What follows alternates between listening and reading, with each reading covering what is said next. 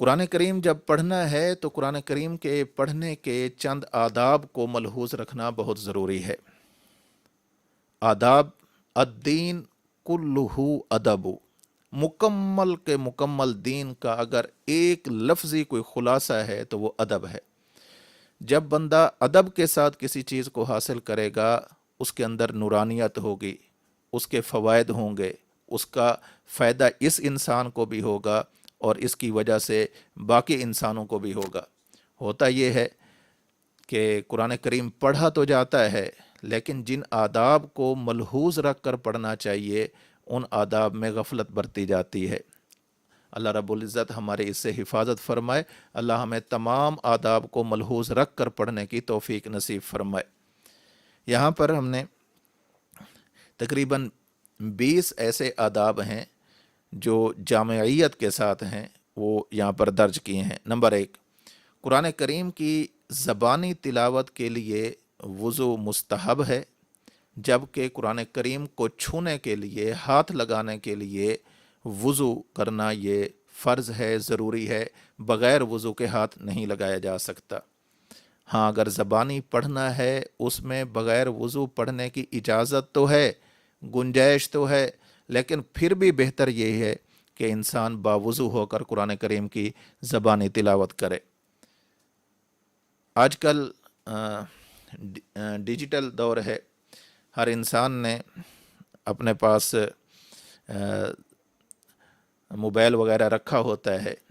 آج کل عام طور پر یہ مسئلہ لوگ پوچھتے ہیں، اس لیے ہم نے بطور فائدہ، بطور مسئلہ یہاں پر اس کا تذکرہ کر دیا ہے۔ موبائل کے اندر قرآن کریم کو انسٹال کرتے ہیں، ڈاؤن لوڈ کرتے ہیں، اور پھر قرآن کریم کو اسی موبائل سے دیکھ کر تلاوت کرتے ہیں۔ ظاہر ہے جب ایک ورق کو پلٹنا ہوتا ہے تو ضرورت پیش آتی ہے سکرین کو ٹچ کرنے کی، ضرورت پیش آتی ہے کہ بندہ ان قرآن کریم کے الفاظ پر ہاتھ لگائے۔ تو اس میں صحیح ترین بات اور جس پر فتویٰ دیا جا رہا ہے وہ یہی ہے کہ موبائل پر بھی، موبائل کی سکرین پر بھی اگر قرآن کریم کھلا ہوا ہو تو تب بھی اس کو ہاتھ لگانے کے لیے وضو ضروری ہے۔ یہ مسئلہ غلط مشہور کر دیا گیا ہے کہ قرآن کریم اگر موبائل پر پڑھا جا رہا ہو تو وہاں وضو کی ضرورت نہیں ہوتی۔ یہ موبائل پر بھی قرآن مجید موجود ہو، اس کو پڑھا جا رہا ہو تو اس کو ہاتھ لگانا ایسے ہے جیسے قرآن کریم کا کوئی کتابی نسخہ لے کر اس کو ہاتھ لگانا ہوتا ہے۔ یہ نہیں کہ یہ تو سکرین ہے، ایسی بات نہیں ہے۔ سکرین کے اندر جو چیز نظر آ رہی ہے، سکرین پر جو چیز موجود ہے وہ چیز قرآن کریم ہے۔ جب اس کو ہاتھ لگانا ہے تو اس کے لیے وضو کا ہونا ضروری ہے۔ نمبر 2، قرآن مجید کی تعظیم کے خیال سے مسواک کریں۔ جو بندہ مسواک کرتا ہے اور پھر قرآن مجید کی عظمت کے پیش نظر مسواک کر کے قرآن کریم کو پڑھتا ہے، یہ قرآن کریم کا حق ادا کرنے کی کوشش کر رہا ہے۔ بعض روایات سے معلوم ہوتا ہے، احادیث سے معلوم ہوتا ہے کہ جب کوئی انسان قرآن کریم کی تلاوت کرتا ہے تو ملائکہ اپنا منہ اس قرآن کریم کی تلاوت کرنے والے کے منہ کے ساتھ لگا لیتے ہیں۔ اب اگر اس نے مسواک کیا ہوا نہ ہو، منہ صاف نہ ہو، منہ سے بو آ رہی ہو تو اس سے فرشتوں کو تکلیف ہوتی ہے۔ یہ معاملہ اپنی جگہ پر الگ نوعیت کا ہے، لیکن اس کے باوجود جہاں جہاں مسواک کرنا مستحب ہے انہی میں ایک مقام قرآن مجید کی تلاوت کا بھی ہے۔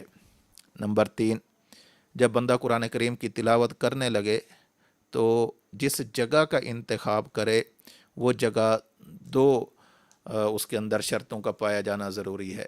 نمبر 1، وہ جگہ پاک ہو، ناپاک جگہ پر بیٹھ کر قرآن کریم کی تلاوت نہ کرے۔ نمبر 2، وہ جگہ پاک ہونے کے ساتھ ساتھ صاف بھی ہو۔ بعض جگہیں پاک تو ہوتی ہیں لیکن صاف نہیں ہوتی، اور بعض جگہیں صاف تو ہوتی ہیں لیکن پاک نہیں ہوتی۔ قرآن کریم کو پڑھنے کے لیے، قرآن کریم کی تلاوت کے لیے، قرآن کریم کے لیے جگہ بھی پاک ہو اور جگہ صاف بھی ہو۔ نمبر 4، جب بندہ قرآن کریم کی تلاوت کر رہا ہو تو مستحب یہ ہے، بہتر یہ ہے، اچھا یہ ہے کہ قبلہ رخ ہو کر قرآن کریم کی تلاوت کرے، انسان کا سینہ بھی قبلہ رخ ہو، انسان خود بھی قبلہ رخ ہو، یہ قرآن کریم کے آداب میں سے ہے۔ ہاں کبھی ایسی ضرورت پیش آ جاتی ہے کہ قبلہ رخ ہونا ممکن نہیں رہتا یا اس کے اندر کوئی مشکل پیش آ رہی ہے، تو بغیر قبلہ رخ ہو کر بھی قرآن کریم کی تلاوت کی جا سکتی ہے، لیکن کوشش یہی کرنی چاہیے کہ جب قرآن کریم کی تلاوت کریں تو قبلہ رخ ہو کر کریں۔ نمبر 5، قرآن کریم کو دیکھ کر پڑھنا۔ دیکھیں اللہ رب العزت نے ہمیں یہ ایسی کتاب عطا فرمائی ہے کہ جس کتاب کو پڑھنا بھی ثواب ہے، سننا بھی ثواب ہے، یہاں تک کہ النظر الی المصحف عبادۃ، اگر کوئی بندہ قرآن کریم کو دیکھتا ہے تو اس دیکھنے پر بھی اللہ اس کو ثواب عطا فرماتے ہیں۔ تو بندہ بے شک حافظ ہو، قاری ہو، جب قرآن کریم کو زبانی یاد کرنا ہے قرآن کو بند کیا جا سکتا ہے، لیکن ان حفاظ کے لیے بھی، قراء کے لیے بھی یہ ہے کہ کبھی کبھی قرآن کریم کو کھول کر دیکھ کر بھی پڑھیں، تاکہ جو قرآن پڑھنے کا ثواب ہے وہ بھی ملتا رہے، قرآن سننے کا ثواب ہے اللہ وہ بھی عطا فرماتے رہیں، اور جو قرآن دیکھنے کا ثواب ہے اللہ وہ بھی عطا فرما دیں۔ نمبر 6، تلاوت سے پہلے تعوذ یعنی اعوذ باللہ من الشیطان الرجیم پڑھنا۔ نمبر 7، تسمیہ یعنی بسم اللہ الرحمن الرحیم پڑھنا۔ یہاں پر ایک مسئلہ بطور خاص ذہن میں رکھیں کہ سورہ توبہ کے آغاز میں بسم اللہ الرحمن الرحیم پڑھنے کا حکم کیا ہے، یہ بات یہاں پر اچھی طرح سمجھ لی جائے۔ اگر تو قرآن کریم کی تلاوت ترتیب کے ساتھ کرتے چلے آ رہے ہیں، پچھلی صورت کا اختتام کیا اور صورت برات کو شروع کر دیا، یعنی درمیان میں کوئی زیادہ دیر وقفہ نہیں کیا، وہ صورت ختم اور اگلی صورت شروع، یعنی برابر پڑھتے چلے آ رہے ہیں، تو ایسی صورت میں بسم اللہ الرحمن الرحیم پڑھے بغیر ہی اس کی تلاوت جاری رکھی جائے۔ اور اگر صورت اپنی تلاوت کا آغاز ہی اسی صورت سے کرنا ہے تو پھر عام معمول کے مطابق اعوذ باللہ من الشیطان الرجیم بسم اللہ الرحمن الرحیم پڑھ کر شروع کیا جائے، اور اگر اس صورت کے درمیان تلاوت روک دی تھی، آگے جب تلاوت شروع کریں تب بھی اعوذ باللہ من الشیطان الرجیم بسم اللہ الرحمن الرحیم پڑھا جائے۔ گویا 3 صورتیں بن گئی ہیں۔ پہلی صورت وہ ہے کہ مسلسل پڑھتے چلے آ رہے ہیں، پچھلی صورت اور یہ صورت، یہاں بسم اللہ پڑھنے کی ضرورت نہیں۔ اگر اس کا آغاز ہی، تلاوت کا آغاز ہی سورہ برات سے، سورہ توبہ سے کر رہے ہیں، تو عام معمول کے مطابق جیسے دیگر صورتوں کے آغاز میں اعوذ باللہ اور بسم اللہ پڑھی جاتی ہے، اس کے آغاز میں بھی اعوذ باللہ اور بسم اللہ پڑھیں گے۔ اور اگر اسی صورت میں کسی جگہ پر جا کر بندے نے سٹاپ کیا، رک گیا، وقفہ کیا، اور اس کے بعد اسی صورت کی درمیان میں سے کسی جگہ سے پڑھنا ہے، تب بھی عام معمول کے مطابق اعوذ باللہ بھی پڑھی جائے گی اور بسم اللہ بھی پڑھی جائے گی۔ نمبر 8، قرآن کریم کو ترتیل اور تجوید کے ساتھ پڑھنا۔ ترتیل کا مطلب ہے خوب ٹھہر ٹھہر کر ایک ایک لفظ کو اچھی طرح ادا کریں۔ تجوید یعنی حروف کی صحیح ادائیگی کے ساتھ پڑھا جائے، جن ملتے جلتے الفاظ کا مخارج ایک جیسے ہیں ان میں بڑا خیال رکھ کے اس کو پڑھا جائے، تجوید کے ساتھ پڑھا جائے۔ اور کوشش کرنی چاہیے کہ اگر بندہ خود مشاق قاری سے پڑھا ہوا ہے، خود قاری ہے، تو بہت اچھی بات ہے، لیکن اگر قرآن کریم کو ایسے برائے نام پڑھا ہوا ہے تو عالم ہونے کے باوجود، استاد ہونے کے باوجود، پیر ہونے کے باوجود، سفید ریش ہونے کے باوجود، مصروفیات کے باوجود کسی اچھے سے قاری صاحب سے قرآن کریم کو تجوید کے ساتھ پڑھنے کی کوشش کی جائے۔ یہ قرآن کریم کا ادب بھی ہے اور قرآن کریم کا حق بھی ہے۔ اور جب پڑھا جا رہا ہو تو ترتیل کے ساتھ پڑھیں، خوب ٹھہر ٹھہر کر پڑھیں، ایسا کہ ایک ایک لفظ صحیح طور پر سمجھ آ رہا ہو۔ ترتیل کا یہ معنی نہیں کہ ایک لفظ پڑھیں خاموش ہو جائیں، دوسرا لفظ پڑھیں خاموش ہو جائیں، نہیں، روانگی کے ساتھ پڑھیں، لیکن جتنا پڑھیں اس کے تمام الفاظ اور حروف اچھی طرح سمجھ آتے جائیں۔ نمبر 9، خوش آوازی اور لب و لہجہ کی درستگی کے ساتھ پڑھنا چاہیے۔ قرآن کریم اللہ کی طرف سے نازل شدہ کتاب ہے، اس کو پڑھتے وقت انسان پر ایک بے خودی کی کیفیت ہونی چاہیے۔ انسان اس قرآن میں اپنے آپ کو فنا کر کے قرآن کریم کو پڑھے، اور جب پڑھے کوشش کرے ترنم کے ساتھ پڑھے، خوش آوازی کے ساتھ پڑھے، اس کے لیے کسی سے سیکھنا پڑے، سیکھ لے۔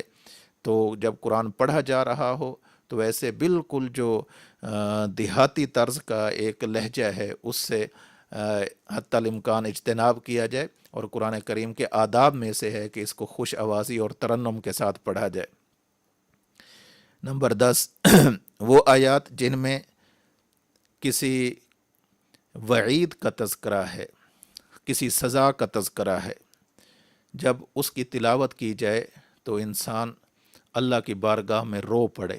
اگر رونا نہیں آتا تو رونے جیسی شکل بنا لے۔ یہ قرآن کریم کے آداب میں سے ہے کہ یہ جو میں نے قرآن کی آیت پڑھی ہے، اس کو میں مذاق نہیں سمجھ رہا، میں اس کو واقعتاً اپنی دنیا آخرت کی ضرورت سمجھ کر پڑھ رہا ہوں، اس پر میرا ایمان ہے، میں اس کو سچی کتاب سمجھ کر پڑھ رہا ہوں۔ اس لیے جب ایسی آیات ہیں کہ جہاں پر کسی قوم پر سزا کا تذکرہ ہے، یا کسی بدعملی پر، بدعقیدگی پر کسی سزا کا تذکرہ ہے، وعید کا تذکرہ ہے، تو اس کو پڑھتے ہوئے رونا، اور اگر رونا نہیں آتا تو رونے جیسی کیفیت بنا لینا، اور پھر اس کو پڑھ کر اللہ سے پناہ مانگنا کہ یا اللہ فلاں بدعملی کی وجہ سے آپ نے فلاں قوم کو ہلاک کر دیا، وہ بدعملیاں، وہ بدعمالیاں ہمارے اندر بھی موجود ہیں، اللہ ہم رو رو کر آپ سے پناہ مانگتے ہیں کہ ہمیں اس طرح کی سزا سے محفوظ فرما۔ نمبر 11، وہ آیات جن میں انعامات کا تذکرہ ہے، ان آیات کو پڑھتے ہوئے انسان کے چہرے پر بشاشت ہونی چاہیے، خوشی کے آثار ہونے چاہیے، اور جب اس کی تلاوت کر لے تو اس کے بعد اللہ رب العزت سے وہ انعام طلب بھی کرے۔ یا اللہ آپ نے اہل جنت کے یہ اوصاف ذکر فرمائے ہیں، اللہ ہمارا شمار بھی انہی اہل جنت کے اندر فرما دے۔ جب جنت کے اوصاف قرآن کریم ذکر کر رہا ہو تو ان اوصاف کو پڑھتے وقت، تلاوت کرتے وقت پھر انسان کو رونا نہیں چاہیے، پھر انسان کو بشاشت کے ساتھ اسے پڑھنا چاہیے۔ نمبر 12، آیت سجدہ پڑھ کر سجدہ تلاوت کرنا۔ سجدہ تلاوت کے مستقل احکام موجود ہیں۔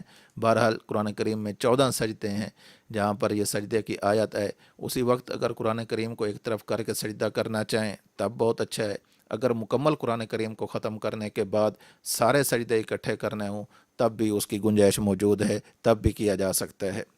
نمبر 13، تلاوت کرتے ہوئے معانی پر غور کرے۔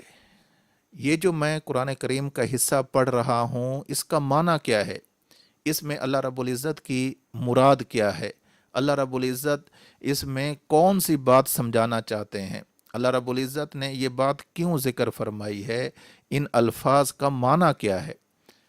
تو قرآن کریم کے آداب میں سے ہے کہ جب اس کی تلاوت کی جا رہی ہو تو اس کے معانی کے استحضار کی کیفیت ہونی چاہیے۔ نمبر 14، آیات کو بار بار پڑھنا۔ ایک آیت ایسی آئی ہے کہ جس میں جہنم کا تذکرہ ہے، اسی کو بار بار پڑھیں تاکہ وہ مضمون انسان کے دل اور دماغ میں پیوست ہو جائے، وہ مضمون اس مضمون کی طرف انسان کی توجہ کامل ہو جائے۔ جب ہم کسی چیز کو ایک مرتبہ پڑھتے ہیں تو وہ توجہ اپنے اعتبار سے اتنی ہوتی ہے جتنی ایک مرتبہ پڑھنے سے ہے، اور جب ہم ایک ہی چیز کو بار بار پڑھتے ہیں تو ہر دفعہ پڑھنے کی وجہ سے توجہ اسی قدر پختہ ہوتی جاتی ہے۔ لہٰذا جہاں پر ایسی آیات آتی ہیں کہ جن میں وعیدوں کا تذکرہ ہے انہیں بار بار پڑھا جائے، بار بار پڑھنے کے بعد اللہ رب العزت سے اس سے پناہ مانگی جائے۔ اور ایسی آیات کہ جن میں جنت کا تذکرہ ہے اور جنت کی نعمتوں کا تذکرہ ہے اس کو بھی بار بار پڑھیں، اور پڑھنے کے بعد اللہ رب العزت سے اس کی طلب کریں، اس کو مانگیں۔ تلاوت کے دوران نمبر 15، تلاوت کے دوران کسی سے بات نہ کریں۔ جب تلاوت ہو رہی ہے تو تلاوت کا ادب یہ ہے کہ کوئی معمولی چیز ہمارے سامنے نہیں ہے، اللہ کا کلام ہے۔ اللہ رب العزت نے لوح محفوظ سے بیت العزت تک، بیت العزت سے پھر اللہ رب العزت نے حضرت جبریل امین کے ذریعے اللہ رب العزت نے یہ کلام مجید نازل فرمایا ہے۔ اپنے محبوب صلی اللہ علیہ وسلم کے دل مبارک پر، نزلہ علی قلبک، یہ قرآن کریم اے پیغمبر، اے میرے محبوب، ہم نے آپ کے دل پر اتارا ہے۔ تو کتنا ہی اہم چیز ہوگی کہ جو اللہ کا کلام ہو، لوح محفوظ میں ہو، بیت العزت میں ہو، جبریل لانے والا ہو، اللہ کے پاک پیغمبر صلی اللہ علیہ وسلم کے دل مبارک پر نازل ہونے والا ہو، تو وہ کس قدر اہم کلام ہوگا۔ اس کی تلاوت کے دوران پہلی کوشش تو یہ ہو کہ جب تک وہ تلاوت مکمل نہ ہو جائے کسی اور کے ساتھ بات نہ کی جائے۔ آگے اسی فعل میں یہ بات آ رہی ہے، حضرت عبداللہ بن عمر رضی اللہ تعالی عنہما کا عمل آ رہا ہے کہ جب آپ تلاوت فرمایا کرتے تھے، جب تک تلاوت ختم نہ ہوتی اس وقت تک کسی سے بات نہیں فرماتے۔ ہاں، اگر کوئی بڑی اہم بات ہے، ضروری بات ہے، اور کوئی عذر والی بات ہے، کرنا بھی پڑ جائے، کی جا سکتی ہے، گنجائش موجود ہے، قرآن کریم کی تلاوت کو موقوف کر کے وہ ضروری بات کہہ لی جائے، اس کے بعد قرآن کریم کی تلاوت شروع کر لی جائے۔ لیکن جب کوشش یہی کی جائے کہ جب تک تلاوت ہو رہی ہے کسی سے کوئی بات نہ کی جائے۔ نمبر 16، یہ تصور کرنا کہ اللہ رب العزت مجھے خطاب فرما رہے ہیں۔ یہ جو آیت میں نے پڑھی ہے یہ میری ہدایت کے لیے ہے، یہ جو آیت میں نے پڑھی ہے اس میں میرے لیے فلاں سبق موجود ہے، یہ جو میں نے آیت پڑھی ہے اس کے اندر میرے لیے فلاں حکم موجود ہے۔ قرآن کریم کا جب تک انسان خود کو مخاطب نہیں سمجھتا اس وقت تک قرآن کریم کا فائدہ کما حق ہو نہیں اٹھا سکتا۔ نمبر 17، سورۃ والضحیٰ سے آخر قرآن تک ہر سورت کی تکمیل پر اللہ اکبر کہنا۔ جو ہی سورۃ والضحیٰ پڑھیں مکمل ہو اس کے بعد کہیں اللہ اکبر، اس کے بعد سورہ الم نشرح لک صدرک پڑھیں، وہ مکمل ہو تو کہا جائے اللہ اکبر۔ اسی طرح والناس تک، یہ آخر میں جو 22 صورتیں بنتی ہیں ان تمام صورتوں کی تکمیل پر اللہ اکبر کہنا یہ قرآن کریم کے آداب میں سے ہے۔ نمبر 18، قرآن کریم کو ایک دفعہ مکمل کرتے ہی دوبارہ شروع کر دینا، اسے کہتے ہیں حال مرتحل۔ جب بندے نے والناس تک قرآن کریم کو مکمل کیا، حدیث پاک میں ہے کہ اس کی وجہ سے شیطان خوش ہو جاتا ہے کہ اب اس کے بعد نہیں پڑھے گا، بس اس نے جتنا پڑھنا تھا پڑھ لیا۔